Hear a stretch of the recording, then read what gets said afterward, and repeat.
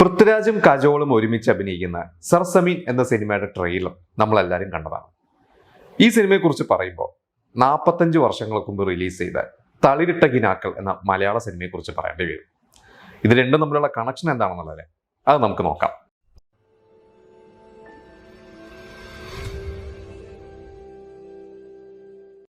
ആയിരത്തി 1980 തളിരിട്ട കിനാക്കൾ എന്ന cinema release ചെയ്തത്. ഈ സിനിമ സംവിധാനം ചെയ്തത് പി ഗോപികുമാർ. നമ്മുടെ മലയാളത്തിലെ പ്രശസ്ത സംവിധായകരായ പി ചന്ദ്രകുമാർ, അതുപോലെ സംവിധായകനും ക്യാമറാമാനുമായ പി സുകുമാർ, ഇവരുടെ മൂത്ത സഹോദരനാണ് പി ഗോപികുമാർ. മലയാളത്തിൽ കമലഹാസനെ വെച്ചൊക്കെ 77 സിനിമ സംവിധാനം ചെയ്തിട്ടുള്ള വ്യക്തിയാണ് ഇദ്ദേഹം സുകുമാരനെ നായകനാക്കി ഒരുക്കിയ സിനിമയാണ് തളിരിട്ട കിനാക്കൾ. ഈ സിനിമയിലെ നായികയായിട്ട് എത്തിയത് ബോളിവുഡിലെ പ്രശസ്ത നടി തനൂജയായിരുന്നു. തനൂജയുടെ മകളാണ് ഇന്നത്തെ എല്ലാവരുടെയും ഫേവറേറ്റ് നായിക കജോൾ. ഈ തളിരിട്ട കിനാക്കൾ സിനിമയുടെ ഒരു കഥ എന്ന് പറയുന്നത്, ഒരു കോടീശ്വരിയായ ഒരു വിധവ അവരുടെ എസ്റ്റേറ്റിലെ മാനേജറായിട്ട് വരുന്ന ചെറുപ്പക്കാരനായ സുകുമാരൻ്റെ കഥാപാത്രവും, പിന്നീട് ഇവർ തമ്മിലുള്ള ഒരു റിലേഷനും, ഇവർ വിവാഹം കഴിക്കുന്നു, അങ്ങനെയൊക്കെ പോകുന്നൊരു കഥയാണ്. ഞാൻ എൻ്റെ കഥയിലേക്ക് കിടക്കുന്നില്ല.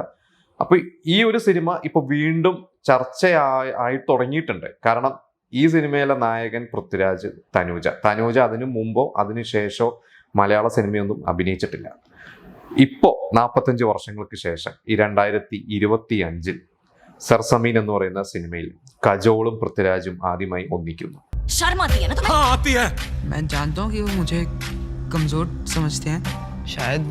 അന്നത്തെ തളിരിട്ട കിനാക്കളിലെ ആ ഹിറ്റ് പെയർ സുകുമാരൻ, തനൂജ, അവരുടെ അടുത്ത തലമുറ പൃഥ്വിരാജും കജോളും ഒരുമിച്ച് അഭിനയിക്കുന്നു എന്ന ഒരു പ്രത്യേകതയാണുള്ളത്.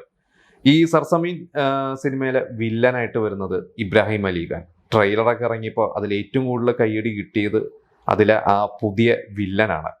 പുതിയ വില്ലൻ അത് ഇബ്രാഹിം അലി ഖാൻ മറ്റാരുമല്ല, നമ്മുടെ സെയ്ഫ് അലി ഖാൻ്റെ മകനാണ്. അപ്പോൾ ഒരു അടുത്ത ഒരു ജനറേഷൻ്റെ, ഇപ്പോൾ പറയണ പൃഥ്വിരാജ്, അതുപോലെ തന്നെ കജോൾ, ഇബ്രാഹിം അലി ഖാൻ, ഇവരെല്ലാവരും കൂടി ഒന്നിക്കുന്ന ഒരു സിനിമ എന്ന രീതിയിൽ ഈ സർസമീൻ വളരെ ചർച്ചയായിക്കൊണ്ടിരിക്കുകയാണ്. ഈ മാസം എനിക്കൊണ്ട് ജൂലൈ 25 ഹോട്ട്സ്റ്റാറിലാണ് സിനിമ ഡയറക്റ്റായിട്ട് റിലീസാവുന്നത്. അപ്പോൾ ഈ സിനിമയുടെ ട്രെയിലറൊക്കെ കാണുമ്പോൾ ശരിക്കും പറയുകയാണെങ്കിൽ പൃഥ്വിരാജും കജോളും തമ്മിൽ ഏജ് ഡിഫറൻസ് ഉണ്ട്. പൃഥ്വിരാജിനെക്കാട്ടും 5-6 വയസ്സോ മൂത്തതാണ് കജോള്. പക്ഷേ ഈ സിനിമയിൽ എനിക്ക് തോന്നുന്നു അവരൊരു പെയറായിട്ടാണ്. അപ്പോൾ തളിരിട്ട കിനാക്കൾ എടുത്ത് നോക്കുമ്പോൾ അന്നും ശരിക്കും പറയുകയാണെങ്കിൽ റിയൽ ലൈഫിൽ സുകുമാരനെക്കാട്ടും കുറച്ച് പ്രായ വ്യത്യാസമുണ്ട് തനൂജയ്ക്ക്. പക്ഷെ അവർ ആ സിനിമയുടെ കഥയും അങ്ങനെയായിരുന്നു. ഒരു ബാച്ചിലർ ആയിട്ടുള്ള ചെറുപ്പക്കാരനും ഒരു കോളേജിൽ പഠിക്കുന്ന മകളുള്ള വിധവയായ ഒരു സ്ത്രീയായിട്ടാണ് തനൂജ അതിൽ അഭിനയിച്ചിട്ടുള്ളത്.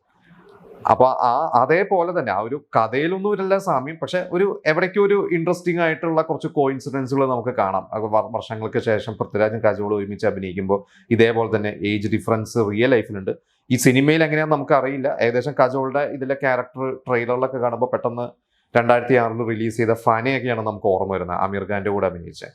അപ്പോൾ ഇതിലും എനിക്ക് തോന്നുന്നു ഒരു മിലിറ്ററി ടെററിസ്റ്റ് അങ്ങനെയുള്ള ടെററിസ്റ്റ് ഒക്കെ പറയുന്ന ഒരു സിനിമയായിരിക്കും. അപ്പോൾ എന്തായാലും വളരെ പ്രതീക്ഷയോട് തന്നെ പൃഥ്വിരാജ് ഇതിന് മുമ്പ് ഹിന്ദി ചെയ്തത് ബഡേമിയൻ ചോട്ടേമിയനായിരുന്നു. അതങ്ങനെ ക്ലിക്കായില്ല. അപ്പോൾ ബോളിവുഡിലും പൃഥ്വിരാജിന് അത്യാവശ്യം പേരുള്ളതാണ്. പൃഥ്വിരാജിനെ എല്ലാവർക്കും ഇപ്പോൾ എമ്പുരാനും ലൂസിഫറൊക്കെ കഴിഞ്ഞ ശേഷം, അതുപോലെ മണിരത്നത്തിൻ്റെ സിനിമയൊക്കെ ചെയ്തുകൊണ്ട് പൃഥ്വിരാജിന് ഒരു പാൻ ഇന്ത്യൻ ലെവലിലൊക്കെ അറിയപ്പെടുന്നൊരു നടനാണ്. അതുകൊണ്ട് പൃഥ്വിരാജിന് ഈ സിനിമ എത്രത്തോളം ഗുണം ചെയ്യും എന്നുള്ളത് നമുക്ക് നോക്കാം.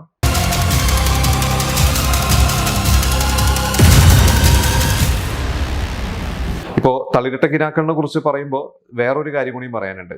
ഈ സിനിമയിൽ മുഹമ്മദ് റാഫി പാടിയിട്ടുണ്ട്. മലയാളത്തിൽ ഒരേ ഒരു സിനിമയിലാണ് മുഹമ്മദ് റാഫി പാടിയത്.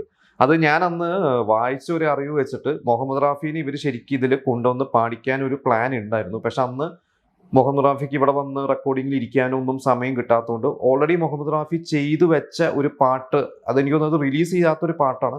ജിതിൻ ശ്യാം എന്ന് പറയുന്ന മ്യൂസിക് ഡയറക്ടറാണ്. അപ്പോൾ അദ്ദേഹം മുഹമ്മദ് റാഫി വെച്ച് ഓൾറെഡി കമ്പോസ് ചെയ്തിരുന്ന സോങ് ഈ സിനിമയിലേക്ക് കൊണ്ടുവരികയായിരുന്നു എന്ന് തോന്നുന്നു. എനിക്ക് എൻ്റെ കറക്റ്റ് വിവരം അറിയില്ല, നിങ്ങൾക്ക് അറിയെങ്കിൽ നിങ്ങൾ ഷെയർ ചെയ്യാം. എന്തായാലും മുഹമ്മദ് റാഫി ആകെ പാടിയ ഒരു പാട്ട് ഈ സിനിമയിലാണ്, തളിരിട്ട കിനാക്കൾ, മലയാളത്തിൽ പാടിയ പാട്ട്.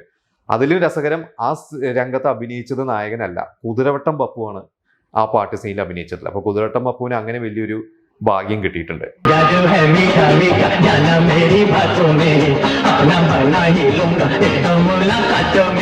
അപ്പോൾ തളിരിട്ട കിനാക്കൾ യൂട്യൂബിലുണ്ട്, കാണാൻ താല്പര്യമുള്ളവർക്ക് ആ സിനിമ കാണാം. അത് അന്ന് അത്ര ശ്രദ്ധിക്കപ്പെട്ട സിനിമയൊന്നുമല്ല, പക്ഷെ അതിന്റെ കണ്ടന്റ് ഒക്കെ അത്യാവശ്യം ഒരു സ്ട്രോങ് കണ്ടന്റാണ്. എനിക്ക് തോന്നുന്നു ഇന്നും റെലവെന്റ് ആയിട്ടുള്ള ഒരു കണ്ടന്റ് ആണ്. ഞാൻ അതിന്റെ മറ്റ് കഥയിലേക്ക് കിടക്കുന്നില്ല, കാണാൻ താല്പര്യമുള്ളവർക്ക് കാണാം. എന്തായാലും സർസമീനും ഈ ജൂലൈ 25-ന് ഹോട്ട്സ്റ്റാറിൽ റിലീസ് ആവുകയാണ്. അപ്പോൾ 2 സിനിമകളും നിങ്ങൾ കാണുക, എന്നിട്ട് നമ്മളോട് ഷെയർ ചെയ്യുക. ഈ 2 സിനിമകളെയും കുറിച്ച് നിങ്ങൾക്കറിയാവുന്ന അറിവുകളും നമ്മളോട് ഷെയർ ചെയ്യാം.